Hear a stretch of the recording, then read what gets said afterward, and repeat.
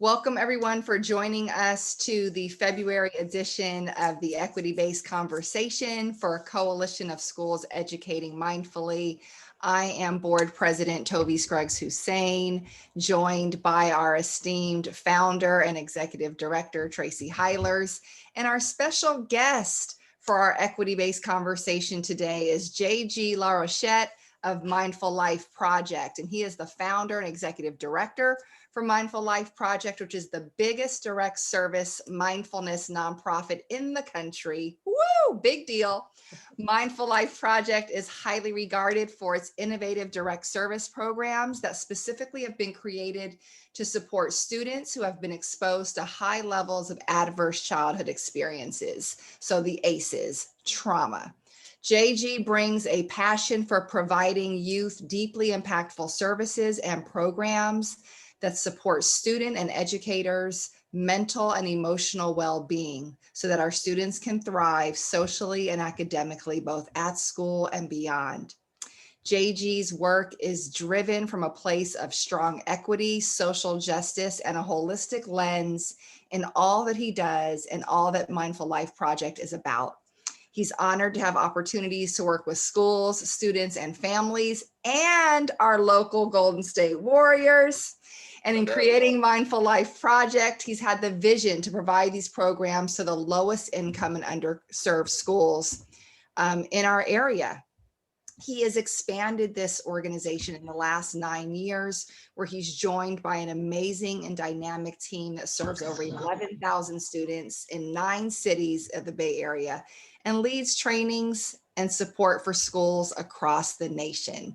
JG, we are so happy to have you with us. Thank you. Totally. Thanks for having me, and coming from you and that introduction, it means the world. Such a huge fan, as you know, and grateful to be here today. Absolutely, absolutely. Well, please kick us off in the space, as we do always, is our mindful moment. So if you would lead us in a mindfulness practice, we'd appreciate it. Yes, please. My favorite part of being in mindfulness work and education is I can practice what I preach. So we're going to do it the Mindful Life Project way. We're going to call and respond. Got to get the voice in there. And then we'll drop into some mindful breathing and mindful listening. So go ahead, if you'd like, just repeat after me. I've got my feet on the floor. I've got my feet on the floor. I've got my spine on the line. Got my spine on the line. I've got my hands in my lap. I've got my hands in my lap. And my heart to the sky. And my heart to the sky. And my heart to the sky. Letting the eyes gently close. If that doesn't feel comfortable, the option is always have to soft gaze down below. And we drop into this practice of paying attention on purpose without judgment. Let's try to bring a little extra compassion today, that lens of awareness. So we'll start by the sound of the bell to gain that attention of the here and now with sound, and try to stay with that sound all the way to the very end.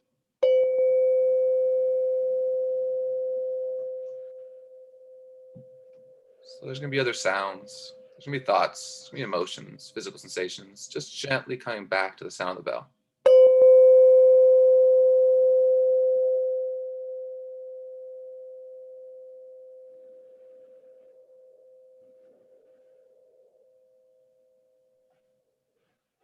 And as we know in this practice, those of us practice it every day for a long time, or if it's new, that every moment is different. Just tuning in to this present moment with that kind lens of awareness. Let's just begin by noticing our contact points. Notice your feet, contact with the floor, the weight of your feet. Gently bring awareness to your sit bones, in the chair, the couch, the cushion, wherever you're at. Notice if you're holding yourself off or if you're letting gravity pull you down. And then gently bring awareness to your hands. Tingling, sensations, temperature. And the best part of this practice, right, is that we have this ability to welcome all experiences as if we chose them to be this way. So whatever your day's been like to this point, whatever's happened over the last week or months or years, we just befriend this moment just to be as it is. And let's bring awareness now to the sounds around us. Just tuning in to the here and now, one sound at a time.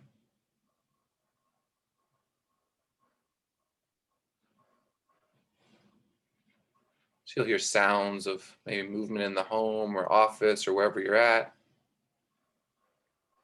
Or maybe there's sounds even further out, maybe cars, wind, birds. Inevitably, the mind will start thinking. And that moment that we notice we're thinking, that's mindfulness again. It's a celebration. It's like a push-up, right? We pay attention to the present moment, it's pushing up. When we forget to pay attention, it's just letting the body go back towards the floor. But we need both, right? We need the attention and the forgetting to build that mental muscle, that heart muscle, that body muscle. And now shifting from sound awareness, move to the breath. Nothing to do, nothing to change, nowhere to go, nothing to solve. Just noticing the breath as it is.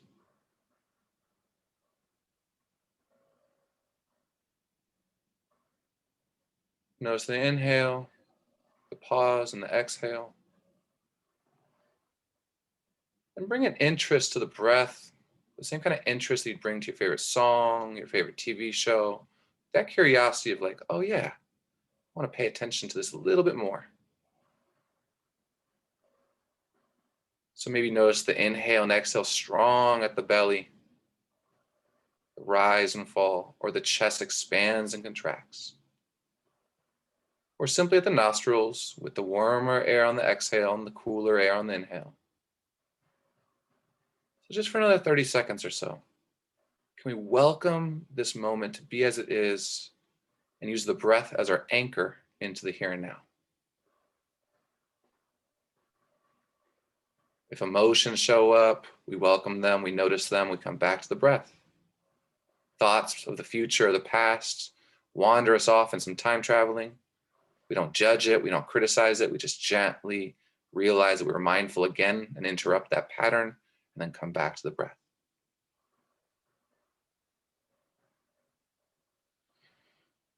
And then just check in with yourself, done some breath, some sound, and to close, just do a little inventory of the emotional landscape. Can we welcome? Can we care for? Can we bring compassion to whatever we're feeling? That's the beauty of this practice. Emotions, thoughts, physical sensations, they're deeply accepted as they are without needing to change them. And the moment that we notice what's arising, we're mindful again. We'll close with the sound of the bell. I'll play a little mindful listening challenge. So I'll hit the bell. Don't count that sound. Count how many times I change the sound after I hit the bell. So mindful listening to close.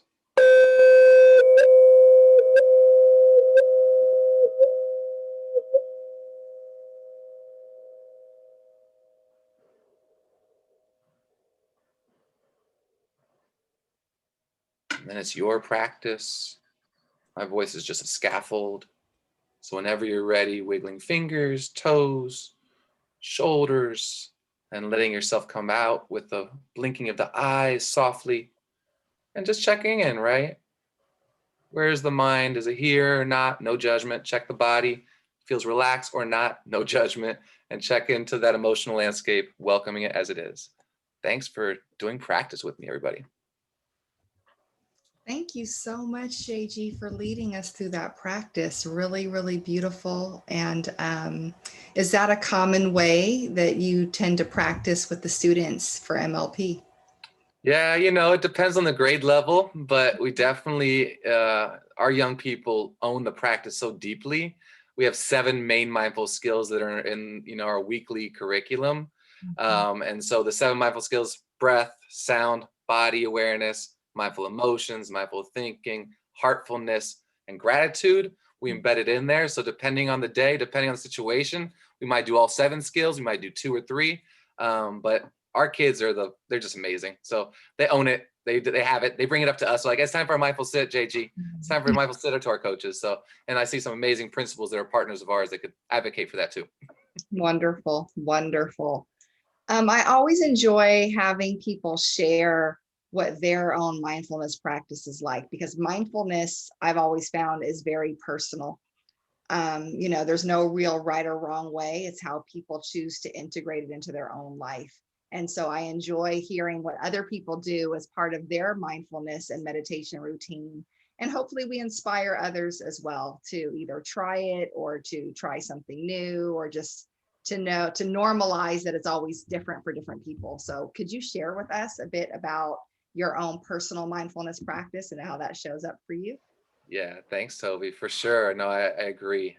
You can ask a million people and they're all going to have different practices in different ways. And specifically for me in 2011, after teaching third grade, fourth grade, and fifth grade here in Richmond, California, I had that deep burnout. Anxiety and depression took me into a spiraling effect that I wouldn't wish on anybody, but now I'm like, actually, it was a big blessing, right? Like I learned everything I needed to learn through that journey and continue to learn. And that's when mindfulness came into my life. So it's been a daily practice since then. It's the one thing that keeps me really mind, body, and heart filled up and in refuge.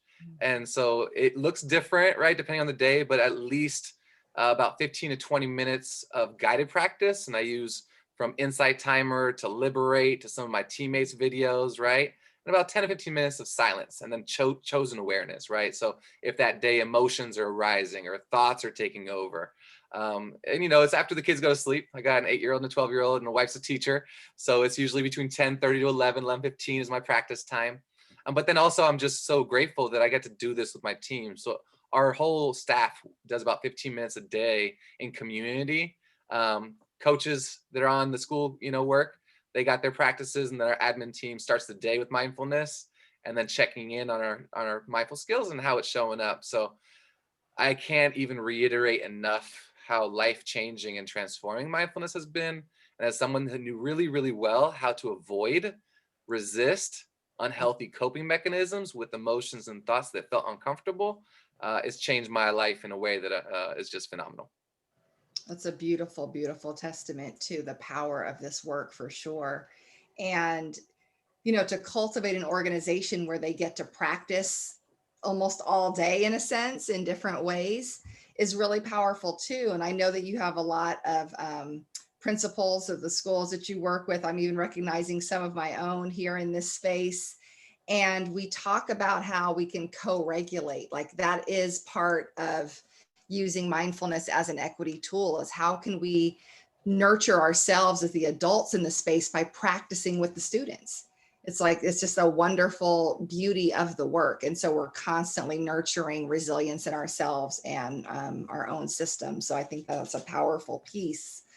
Yeah. What do you really, how do you see the role of mindfulness showing up for Mindful Life Project is in terms of the students that you support and the teachers and the families? How is it supporting cultural responsiveness and equity with those that you serve? Yeah, I mean, that's the power of the practice, right? Is that mindfulness actually came from people of color. It's thousands of years old, and that it's actually something we're innately born with, right? Like we were born present. We were born curious. We wanted to know how things tasted, even though we shouldn't have been touching that, right? We wanted to be aware of what's happening around us when we're little babies and grow into it. And so for us, it's really important that first and foremost, that kids and staff and our families know that Mindful Life is providing some practices and guidance and supports, but really this is theirs. That ownership is theirs. It's a human right, right? And if you look at around the world globe, right, most of the things we're doing in education now, right, if it's restorative justice, mindfulness, community circles, they come from communities of color and traditions across the globe, right? So for our organization, I think the most important aspect is that when you look at when I was a classroom teacher, right, in a school that's predominantly Latino and African American, when I was present and compassionate and teaching from the heart, I already was a mindful educator. I wasn't teaching mindfulness yet, but that connection created the trust, the authenticity, the space where kids could feel like their authentic selves could show up and that they're unconditionally cared for, right? So I think our work is really multi-layered in terms of how do we embody this practice as coaches or as a team at Mindful Life Project, but then how do we make sure that our curriculum is based off our students' voices, right? Based off our family's needs. Mindful Life Project was only started because my third graders in 2012, 3 weeks after I started learning mindfulness, practiced with me one time and they were like, whoa, Mr. Larochette, whoa, Mr. L, like that is what I need. 8, 9-year-olds, right? And I wasn't expecting that. This is what every kid should need. Actually, you know what? You're a teacher in Coronado Elementary School. This is what the kids at Nystrom of 5 blocks down need, right? This is what the kid who broke into our class and stole our laptops, he needs mindfulness, right? The families need it. So when we created the organization, it was really the voices of our community and voices of our families saying, hey, from my old students who are now in middle and high school that didn't feel a sense of belonging. So I think when we talk about equity, I think that really at the end of the day, it's really about, are we creating systems that create that deep sense of belonging? Or are we perpetuating the systemic oppression, the racism that makes kids of color, and specifically our most low-income kids of color, feel like they don't belong, right? And for teachers, how do our behaviors engage that perpetuation, or how do we actually dismantle that? And I really think that that's where mindfulness education has to be seen as mindfulness isn't mindfulness without social justice, without equity, without really understanding who each person is, their inherent greatness, and the power of community and connection. Absolutely, absolutely. And it's really interesting because to hear you name that mindfulness and meditation is really a derivative of people of color and the cultures of people of color, that is not something that white people generally name. Like white teachers of mindfulness, they don't take it back to the roots of where it's really originated in a sense and where it's come from. What brought you to the space of being able to just name that so openly? I would say that ever since I was about 6, 7, or 8 years old, I grew up here in Berkeley, California. I was the son of 2 immigrants, an Argentinian father, Israeli mother, first language Spanish, but a lot of people be like, you're probably from Texas, right?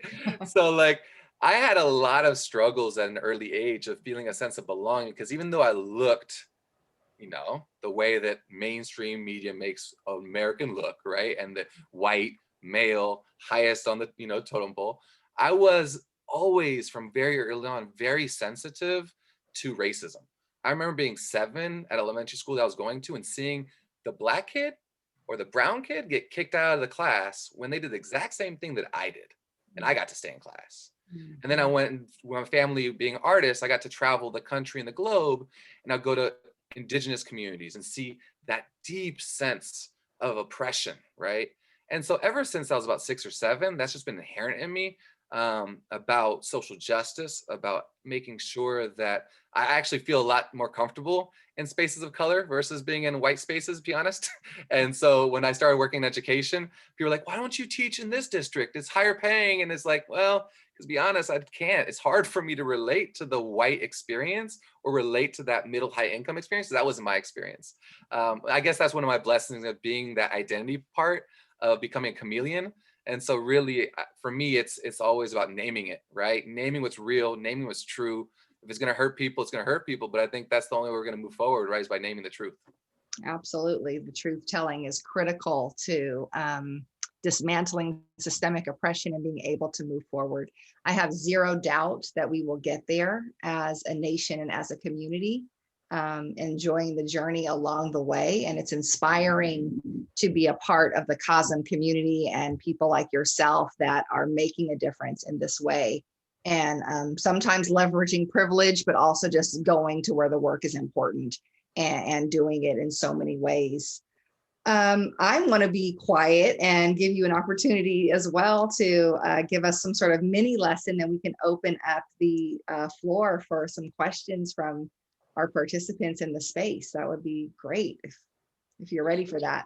For sure. Okay, cool. So yeah, I mean, I think when we talk about Mindful Life Project and about our work, it's really about student and family and teacher ownership. So I would love to just talk about mindful emotions right now, right? The main reason that when I started thinking about mindfulness, at first I was like, no, I can't clear my mind. Like emotions, don't welcome them. So when we talk about mindful emotions, one of the things that I often talk to young people about, or even my staff and my teammates, my family, is how much resistance we have to those emotions that are hard, right? So sadness, anxiety, fear, those trigger what? Our amygdala, our fight, flight, freeze response system, and make it so that if it's a mountain lion in the distance or someone shooting a gun in the distance, or if the emotion, anxiety, or fear shows up, it's triggering the same survival mechanism.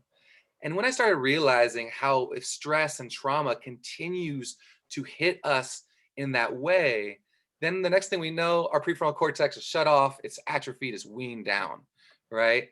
So when I start practicing mindful emotions, really at the beginning stage for me, anxiety was seen for my whole life as a weakness. Right? How many of you relate to that, right? Like you're feeling anxiety, you're feeling fear, you're feeling sadness. That's not something you want to name. You definitely don't want to show it. That makes you weak. And then as I grew older, right, the mental health aspect of like, okay, I have anxiety arising and that's causing me to feel a certain way. And I didn't understand the brain science. So that's one of the main things that I want to make sure that when I teach young people or teach adults, they really understand that the brain is wired for survival naturally, right? When the brain is wired for survival, it's processing information as either safe or unsafe. And the more stress and the more trauma we have, the more that back of the brain, the limbic system, we call, the downstairs brain in our curriculum, right? That part of the brain starts to activate, engage, and take over. The more that we're able to start practicing mindfulness, we adapt and change the prefrontal cortex, right? And thinking about that, right? A lot of times, what do you tell kids to do? Pay attention. Sometimes we tell our spouses the same thing. Calm down, self-regulate, critically think, problem solve. All those things happen where? In the prefrontal cortex. That is the human brain. When we look at student behavior, adult behavior, we can see it in those two forms. Are they in the prefrontal cortex or are they amygdala? When we talk about stress and trauma, it's not about are they capable, it's are they available. So are they available? So were my students available in their prefrontal cortex? A lot of my kids, because the trauma is so significant, it actually atrophied that prefrontal cortex, just like if we broke a bone and had a cast for 6 weeks, the muscles atrophy, the same thing happens in the prefrontal cortex. And as we start looking at emotions and connected to that, think about that, right? So if I go outside and a car almost hits me, or if I start having anxiety, fear, sadness, loneliness, isolation, it's going to trigger the same part of the brain and cause us to go into survival mode. And so those emotions are causing as much damage a lot of time as a fear of something physical getting us. So if you want to put on chat, what are some emotions that you have resisted or pushed away that you haven't wanted to accept, you haven't wanted to feel? What are some of those emotions? If you just want to write on chat, everyone.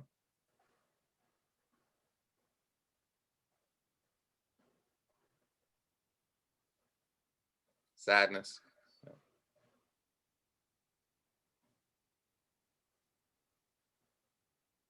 disappointment, anger, rejection, anxiety. All the emotions that we know that trigger that alarm are the ones that actually are just messages for us to then befriend, right? So that was the part that I didn't understand. And now we do name it to tame it, right? So it's how do we name the emotion to tame the emotion? And what happens is when we start welcoming those emotions and we give it a name, right? We're able to activate that prefrontal cortex. But the key is not that emotions are a problem. And a lot of us think, oh, all those emotions that are named on chat right now, right? I wish life didn't have them, right? And then if I say, what are the emotions that you love to feel? Go ahead and put those on chat. What are some emotions you're like, I just want to hold on to those emotions all the time?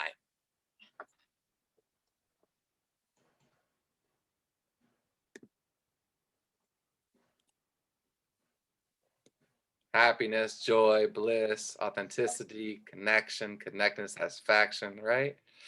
And what we know about the brain's wiring is those emotions will roll off like Teflon, right? They come and they go. And those other emotions that we call our challenging emotions, those get stuck in the wiring of our brain. The neural pathways, the neurons that fire together wire together.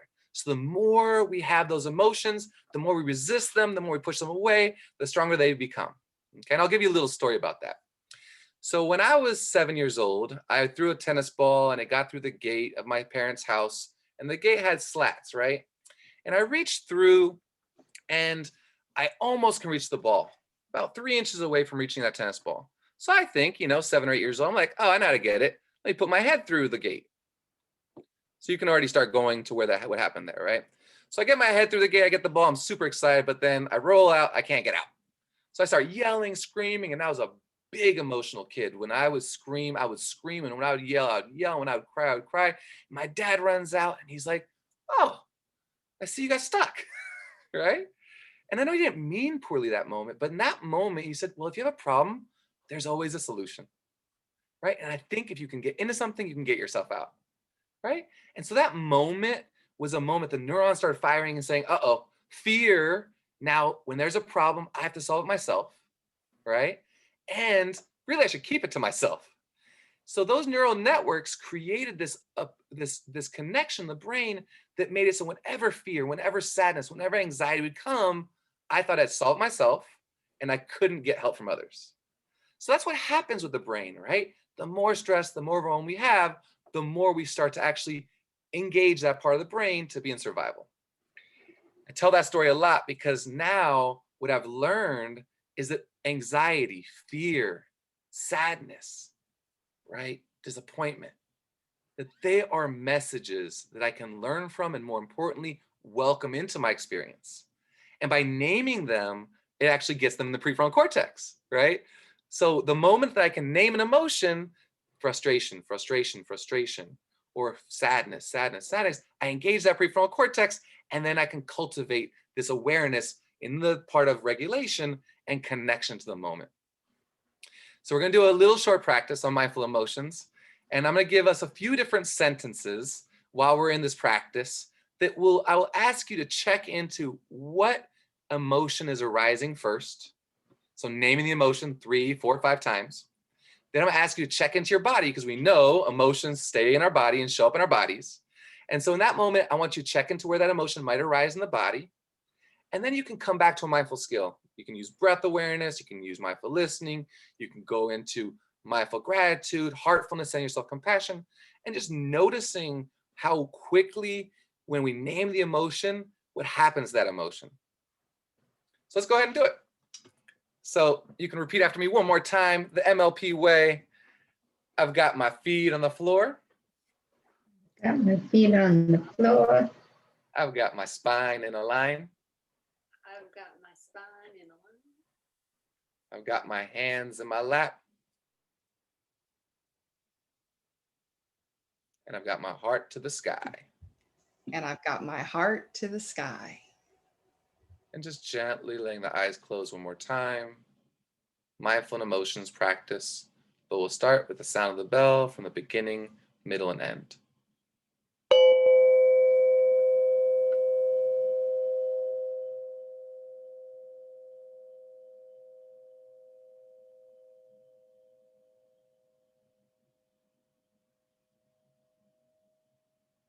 So as you come back to your practice in this courageous, deeply transformative practice, just noticing the whole body sitting, and just know that you're sitting. And then let's take a few intentional deep breaths in, breathing in 1, 2, 3, 4, and breathing out a little longer, 6, 5, 4, 3, 2, 1. Breathing in 1, 2, 3, 4. Breathing out 6, 5, 4, 3, 2, 1. And make the next breath the biggest breath of the day and the biggest exhale. Breathing in as long as you can. And then breathing out longer. The offering as we do this practice of mindful emotions is to place the hands on the heart. We can release some of that oxytocin, that mammalian caregiving, just by the sensation of touch. And just notice that touch. Notice the heart protected. And as we go into this practice of mindful emotions, just take a little bit of a picture of the landscape of the heart. What emotions are there right now?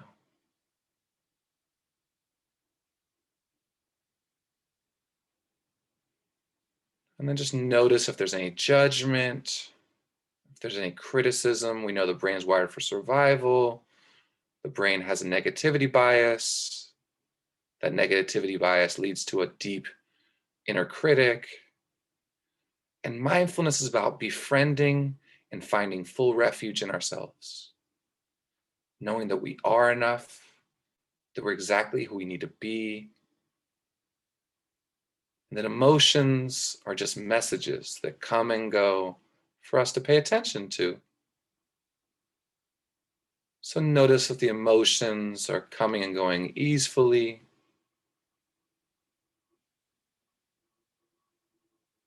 And then notice if there's any emotions that have been stuck, have been kind of stagnant for a while.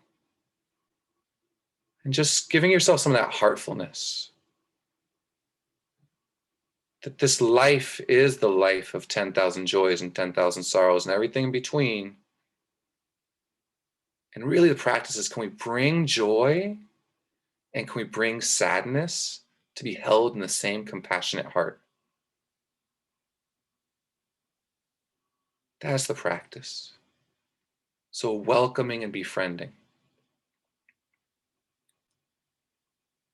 Now, whatever emotions are arising, let them be and have them just be in that blanket of love. I'm going to give us a few sentences and I want you to try to visualize that you're actually in this situation.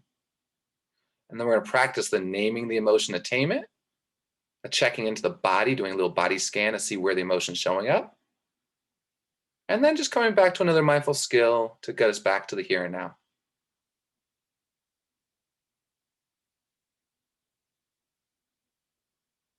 So you're working today and you check your emails and all of a sudden there's like 50 emails there and you have no chance to really respond to them. You wish you had more time, but you just don't. Just name the emotion that arises. 3, 4, if it's a strong emotion, name it more times, 5 times. Not I am angry and not I am fearful.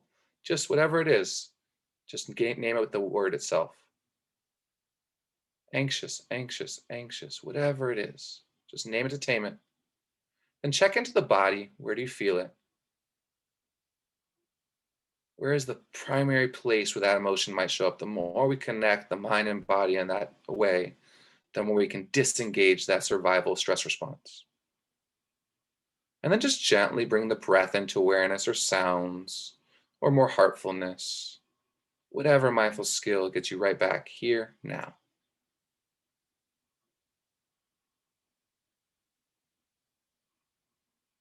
Just think of that you're seeing someone that you haven't seen in a long time that you dearly love. Just see them in the distance. They're coming at you. There's that moment of connection of, oh, there you are. What emotion shows up? Name it 3, 4, 5 times. Check into the body. Where's that emotion showing up?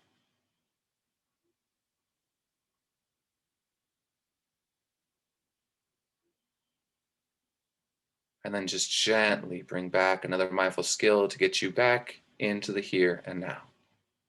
Maybe a few breaths, maybe tuning into sounds, maybe just staying with the body scan.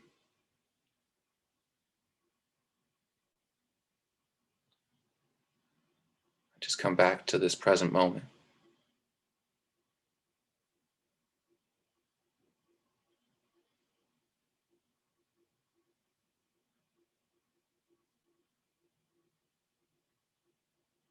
Now visualize yourself with all your loved ones surrounding you. Maybe some folks that you just haven't seen in a long time because of the pandemic. Maybe it's like a new little reunion celebration. Name what that feels like. What's that emotion? Where does that show up in the body?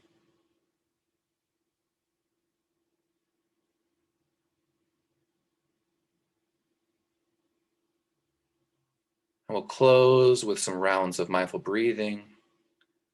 Just knowing that whatever emotions showed up, whatever arose, we hold it with a kind, loving heart. And this practice is the opposite of suffering, right? Suffering is a resistance, the denial, the wishing this moment wasn't as it is in our human experience.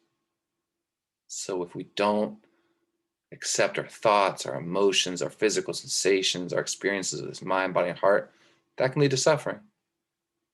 But the opposite is radical loving acceptance. You are who you need to be. You are seen. You are valued. You are loved.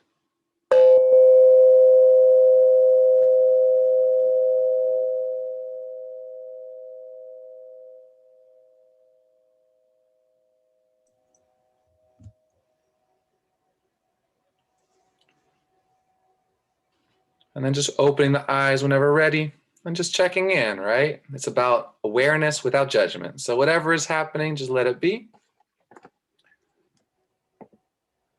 And I know that practice might have brought some things up.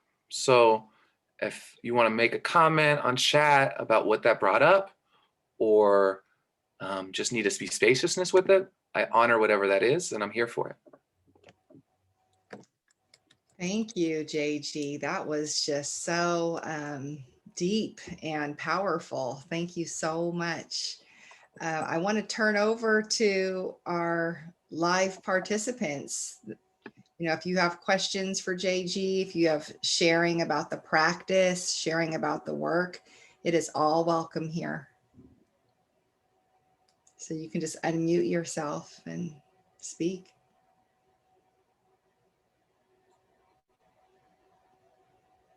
Yeah, my name is Barbara. I have a question. I could call up the emotions, but I couldn't really identify them in my body. Do you have any strategies for that? I generally have trouble with that. Thanks, Barbara. Most definitely. So I'm very similar to that. I think that I became, from when I was younger, I was like a very physical body, like all it was sports. And then when I got out of sports from injury, then it was like, I have to learn to just be here. Right. I think that's a very common thing that happens to us, is that we're pretty much being valued for our thinking mind and how we conceive and cognitively connect with the world. So the more we do a body scan. The body scan is the third mindful skill in our curriculum, right? It's the ability to connect with sensations of the body. And what we know is that the visceral sensations, usually from your hips all the way to the top of your head, you can notice emotions in the body before you can cognitively know it. And usually by the time it gets to the brain, it flips the lid off. So the more we connect, right, to the body in the present moment. But I would recommend the body scan. I try to do a body scan at least once every 2 or 3 days, because that starts to cultivate that body awareness. And what we know is that all emotions will show up in different places. So for one person, right, if you want to point to, I see some videos right now. So when anger shows up, where does that show up in your body? Some people will be like, my fists, my temples, my jaw, right? But it's gonna be different for everyone. So we become more and more connected to our bodies, and then it connected to where our emotions and our thoughts are. So I definitely recommend body scans. Thanks. JG, you mentioned, you talked a little bit about the impact of students, and I know that recently you started doing work more with families as well, just as part of the school community. Can you talk about the receptivity that parents have been having, or what's been kind of arising in that space? Yeah, 100%. So we originally had 2 programs, our Rise Up program, which is where our coaches are at a school site or virtually now, teaching groups of 8 kids who most need the support because of trauma, mindfulness with expressive arts, performing arts, and yoga. And then whole class mindfulness for every classroom and every teacher in the school, once a week sessions, about 25 minutes from our team. Our team's amazing, beyond amazing. And then as we started developing all this, I knew that I did that on purpose because I knew teachers don't want to be trained in one more thing to do. They're already wearing 1,000 hats. I was a teacher. I know what it's like. So I wanted to add value, right? And what we started noticing is by us being in their classrooms and by presenting to their kids and also themselves, that they started wanting to engage in personal mindfulness for well-being. So we started developing that component. And we've always had the vision of supporting families. And we've usually done this family nights. We've done mindfulness for certain cohorts of families. But this year, we knew that we had to step it up even further. So every school we partner with, actually, after this session, I lead my 4 o'clock group. But families, we do an English session once a week for every school site we work with, and a Spanish session. It's been incredible. I would just say that, I think just like I said, mindfulness is a human right. I think that many of us, and many specifically when it comes to the way that colonization happens with practices that are so transformative, like yoga and mindfulness and so many other, perform things, that it's felt like it's not something that's theirs, right? Our Latino and African American community is like, oh, that's for white women that make a lot of money that can pay $30 for a yoga class, right? So our job is really dismantle that and make sure they understand, actually, we're all born mindful. We already have it in us. It's actually specific. This practice is from people of color. And then that kind of guts our families to be like, oh, actually, you're right. And so we've been just seeing such engagement from families. This is hard, right? I'm privileged. I have 2 kids who are doing amazingly well and in their virtual learning and distance learning. And I have a beautiful wife that's a teacher, right? I'm a white person that's given every privilege that being a white male gives me. And at the same time, that's the opposite of what a lot of our communities are facing right now, right? Our communities of color, we have higher numbers of COVID, rates. Our schools are struggling and they're not getting the resources they deserve. I can see a couple principals here that spend day and night, trying to serve their community without the resources necessary and without the programs to support them. And so we really wanted to create what we call Mindfulness 360, creating mindfulness for every aspect of a community. And I would just say that some of the things I've seen are some crazy faces at me after I do mindfulness the first time with families. Specifically, one time recently, this lady looked at me all crazy, like I thought she was mad at me. And I was like, it was in Spanish. I'll translate in English, but it was like, I wanted to ask, are you okay? Everything okay? And she looks at me, she's like, well, I feel really weird right now. Like, oh, well, if I did harm, I'm so sorry. No. She said, I feel like I'm out of my body, but my body's heavy. Like, okay, talk to me more. She's like, I feel like my brain is like not thinking very much. And then I'm like, tell me more. And then I look at her, I'm like, how old is your oldest son? She's like, 16. I said, you know what that is? It's called relaxation. You're relaxed for the first time. And she's went, oh my gosh. And so she comes to every session now, right?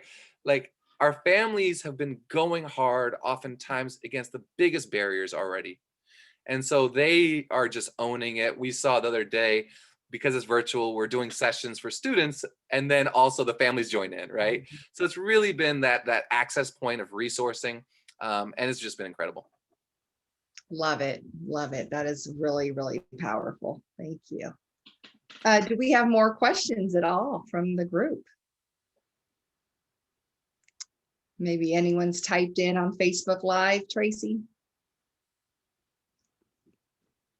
I tried to peek, but I was trying to stay extra present too.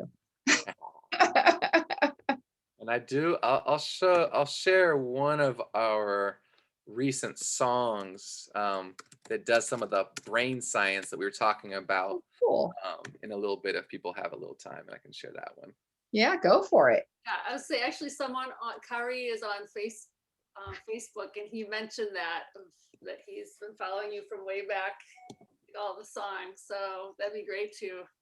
He says appreciate your work. Oh, that's awesome. Cool. Yeah. So since the beginning, I'm obviously someone who has a deep passion and is a big fan of hip hop. But my students said when I started creating Mindful Life Project, like we need 3 things with mindfulness. We need expressive arts, we need movement-based stuff, yoga, they loved it. So I was like, all right, cool. And we need performing arts. And the focus there was like, hip hop. And I was like, so I started bringing friends of mine that were hip hop artists. And since the very beginning, we've had hip hop. So every song that we make goes with our curriculum. And so our students are able to do it. And this one is a little bit of that brain science. It is our amazing teammate, David Flores, with his daughter, Miss Maya, and Miss Hidari, who's here, a principal at Grant Elementary. David was a teacher there. And so I'll go ahead and play it so you can see. Our YouTube channel has all these songs. And basically, the songs that we're going to show right, or that I'm going to show right now, has kind of like the karaoke feel. So let me know. Can everyone see our song here? Yes. Awesome. So this one's about keeping the lid on, right? Using mindful skills to not let the amygdala hijack the brain. It's called Don't Flip Your Lid.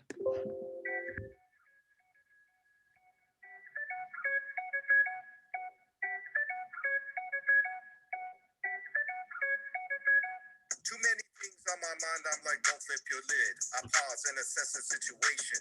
Feel the stress coming on, why am I feeling so big? I stop and I notice my frustration. Don't flip your lid. Don't flip your lid. Don't flip your lid. Don't flip your lid. Don't flip your lid. Stop and notice how you're feeling. Only thing that I hit is the baritone, just so that I can get into my mother zone. When others get to tripping, I make sure I don't. Even though I ain't gon' flip my lid, I'm accountable. Miss Maya in a mindful sit, checking on my breath, with my hand on my tummy. No matter what, others can try to bug if they want. Now no one can disrupt me. Don't flip your lid, got to stop and listen to all your emotions. Got to calm the ocean. Make sure your amygdala don't open, and let them learn from that mindfulness that you show in. So as you can see, and just for everyone to know, that is our Mindful Life Project YouTube channel. So anyone can access this. You can go to our website. Every year we have a new album. We're taking some content that's our own content, and then some of the songs, what we're doing is flipping a mainstream song that might have some unhealthy messages that are obviously being perpetuated by the white CEOs that have taken rap into a direction that isn't necessarily only. And so you can go ahead, you can see some of those videos. We have a bunch of mindfulness practices for teachers and adults, as well as a bunch of lessons for your students.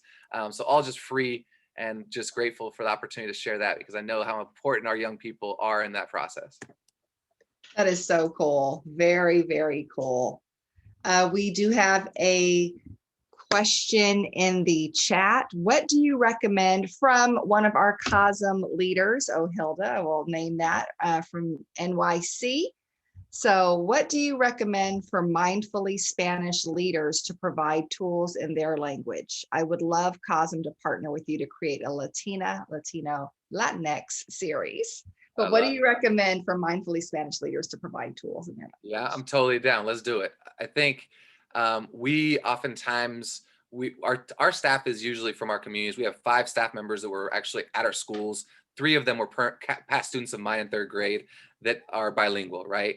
And so I know that right now there is a great organization that I've been working with and learning from, is Atentamente. So Atentamente is in Mexico. And so they have a lot of great resources for mindfulness in Spanish. And we also have translated a lot of our curriculum into Spanish. So I'm currently, Atentamente, exactly, in Mexico. So I have been currently teaching sessions every week for a bunch of communities virtually right now in Salinas, California, Monterey, California, where a lot of our heroes, our farm workers are working right now, and their kids. And so we've really created that Spanish piece, because as we know, right, our most vulnerable communities, oftentimes the families and the students are coming in, are immigrants. So it's been fun. I would love to work with and collaborate, because I think that when we look at mindfulness in the United States, we got to make it bilingual, just like a lot of our communities are. So I'd love to look further into that. I have another person I'm working with also in getting our curriculum even further translated, but would love more collaboration in the future. Very cool. And it's hard. It's hard, Oilda, because some of the words just don't translate the same, right? So I know it's hard. I always am vulnerable about that too. When I'm speaking in Spanish and I'm teaching in mindfulness, I will say, like, sometimes I'll say a word that is hard to translate. No, cierto, it's hard. So I just want to name that too. It's part of my vulnerability. And I'm like, hey, maybe there's not a word that translates exactly, but maybe you want to help me create that word, right? And that brings that ownership to our kids and families too. So don't mind me. The reason I'm on block is because I had 6 kittens and they're all over the place because they're 5 weeks old. So they just jump everywhere. So my apologies. But yes, this has been amazing. Thank you so much. And thank you, Tovi and Tracy and everybody. But yes, absolutely. So my family's from Dominican Republic. And, you know, people don't understand that there's so many different dialects that within each other, yes, we can communicate and understand one another, but there are many words that I speak that is disrespectful to some other cultures and other Latinos communities. So, you know, real. That is so yes, real. yeah. I So recently, mindfulness, because includes Dominican that. Republic, every Mhm. country has its own dialect. Like our Argentine background, we say pecho, which is chest. But if you say pecho in Mexico, it's breasts. And I was like, Yes. ooh. So I agree Yes. with you. We got to do it for all the different countries because you got to be Yes. careful with all the language there. So, you know, I told Tracy that I really want to do that because of that, because I have a community that wants to learn mindfulness and need it. But, you know, it's hard when you know only one language and you know that Castilian is another language. So, you know, as much as we can partner with Tracy, COSEM, Tovi, yourself, and anyone else who wants to join this movement, I would appreciate all of those collaborations. Because, you know, I'm ready to talk about it globally, as a matter of fact, with another network that I have. Tracy doesn't know this yet, but drop it. Yes, I'm actually, so Tracy, I'm just gonna tell you right now, I'm part of Latina Talks. I did a Latina Talk a couple of years ago. You can probably see it on YouTube, and now we're going global with Global Talks. So I will be talking about Latinas and mindfulness. So Love it. Love thank it. you. Yes. Awesome. Thanks for sharing. That's so powerful. And let those kittens wander. Will do. So we have just a few more minutes left. If anyone else has any questions or anything that they'd like to share or say, we're so appreciative that Ohilda came out of the chat box and into the voice box of her coming in live. So please feel free to say or ask anything else before we close out. We'd love to hear more voices. I'd love to hear about, oh, go ahead, Barbara. Oh, I just wanted to ask if you could put your email in the chat box in case we want to get in touch with you. 100%, 100%. I'm putting it right now. And thank you to Christina Doe, who I see who's on here, who's a longtime supporter that's actually helped us get Mindful Life into our communities. And I got to shout out Yvonne Nelson, the amazing principal over at our partner school in Pittsburgh, Miss Nazi Hadari at Grant Elementary. We go way back. And if I'm missing anybody else, just great to see your faces, and thanks for all you do in education. JG, I'm going to speak up a little bit here. JG, thank you for putting this on Facebook, and then I got connected with this group. I'm really glad you're speaking your truth. Unfortunately, in our school district, JG has gotten, how am I going to put this as professionally as possible, some opposition because of his truthfulness. He has been called a poser, and I'm saying it in a polite way. He's been called many names. He's been called a colonizer. And because of the politics and our school board buying into the politics of things, they have been banned from our school district, which is a total shame. And as the doors closed in West Contra Costa Unified, who is speaking of race and equity and, meeting the needs of students, as they have closed the door and called and bashed JG publicly, greater, bigger doors have opened up for Mindfulness Project. And I want to say that here, JG, you're amazing. Our students miss you and your crew. They miss all the great role models that they've had because of our partnership with Mindful Life Project. You guys are not there physically. However, the teachers who have had your influence for 5 years at our school continue to, go on SoundCloud. They go to your videos. And I'm so glad Maya is now working with David, her dad, to do greater things. And JG, I need to plug his work.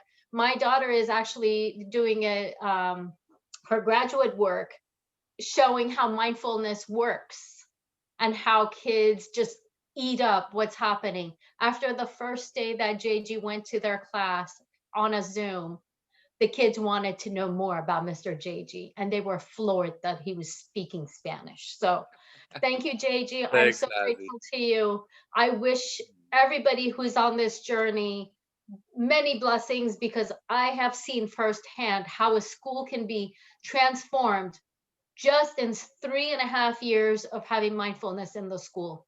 We are no longer a program improvement school. It's because of the partnerships we had. Our kids can self-regulate. And I will say one name to you, JG. Remember Matias? He is on our district student council and he's doing phenomenal. Oh, that makes me So so thank you for all happy. you do. And I'm sorry I took so much time. No, it's great. I mean, this is the thing, right? When we talk about the work, right? I think that anything that's good is going to get some negativity and bashed, right? Especially when it's going to actually call to attention, right? The systemic oppression, the lack of resourcing our schools, and lack of leadership that's committed. And unfortunately, we're still here in Richmond. We're still teaching a couple thousand kids, and we're not going anywhere. And a lot of the kids that you said, Nazi, right? They're still getting it. But this is what happens in our country, right? One politician wants to do one thing to move up on a ladder, and next thing you know, it stops things that are good. So I think this is also part of the conversation, right? The conversation is, how do we not let one or two people misuse their power to really dissolve what's going on in our communities? And that's the main thing that I like to say about that experience, is that it was harmful and hurtful, but I actually hold compassion and care to that individual. And I don't hold any judgment or resentment towards them. And what I do want for them is hurt people. I want them to heal up. I want them to feel better. And I want them to be given the gift of present moment awareness. And that's the gift, right? That we're able to really pass on. And it's never one person. And that's the beauty of this project about mindfulness in general. It's really our innate nature that we already have. So it's not going to be stopped by one person. It's going to keep on growing until it's all over the place. I know that all of you in this group right now and beyond are all about that. It's not about individuals, not about egos, it's about community. That's right. That's right. I'd also just like to add that we started mindfulness with Tovi. And so it's great that you're both here. It's like full picture with staff and doing mindfulness on our own in the classroom. And then we had the opportunity to pair up with JG. And I also am a born and raised Richmond citizen, taught in West Contra Costa, and similar situation, but like it was said, new doors open up and new opportunities. And although we haven't been able to fully implement because our first year has been in remote learning, but it's crazy how impactful it can be in just a short period of time across a computer screen. I have to tell you, JG, that I was just in a meeting earlier talking about how when I go to a PTA meeting or I go to an ELAC meeting, parents are talking about hearing the mindful practices that are happening with Coach Terrence. And there's just community that's being built. Like no one Coach Terrence came to our little drive-through for Halloween, but other than that, they had never seen him in person, but yet he was a big part of their lives already. And so just imagine that remotely, what could happen if we were in person? And so, it's our hope to continue this work. It's changed my life. It's changed my teacher's life. And we're just thankful.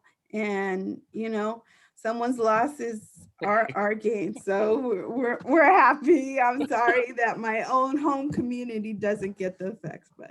I will say this, Yvonne, though, it's just so cool to see. And I think Tovi and Tracy and everyone else, like, isn't it so awesome that we found something that can transform the lives of any age, right? And leadership, and Yvonne and Nazi, and I bet there's more principals in this group, but you have the hardest jobs in the world, right? Like, teachers have it hard. I get it. I was a teacher. It's really hard. But being a leader in a school is so unseen in terms of the difficulties. And your mindfulness practices, your embodiment, both of you, of being so caring, so compassionate, so present, already sets the stage for anything else to flourish. So thanks for the kind words, but it's all about that 50-50. Tovi, you planted seeds with Yvonne, had all that, you know, Tracy, this whole organization. It's just beautiful to see how it all just weaves in together, you know, in such beautiful. And it is just like a garden, because we continue the work in so many different ways, you know, and so it just meshes all together. Well, that is the perfect segue. So thank you, JG, for joining us in the February equity conversation. We are absolutely thrilled to support the growth of the mindfulness garden, growing even more by offering MCon 2021, the Educating Mindfully Conference that is coming up on February 26th, live from, you know, but really from all over the nation. JG is going to be presenting, Mina's going to be there, Racial Healing Allies is going to be there. There's so many great folks that are presenting at this Educating Mindfully conference. Kari Bay, like it's, oh, and our keynote is Jewel, which how amazing is that, right? So it's just going to be really powerful. So please spread the word about this conference, register and learn more at educatingmindfully.org. We invite you for our next equity-based conversation to join us in March with Larea Martinez, who is the author of the new book, Teaching with the Heart and Mind. We're going to have her next month.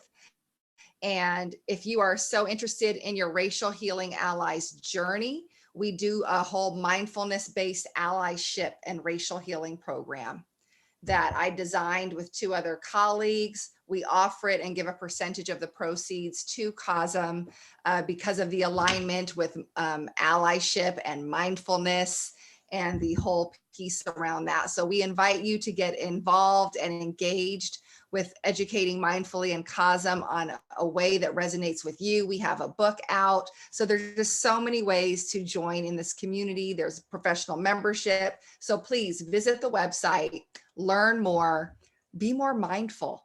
And there's just so many tools out in the world. And again, JG, we thank you for bringing you and the Gifts of Mindful Life Project to our equity-based conversation today. Thank you so much. Thank you. It's been an honor.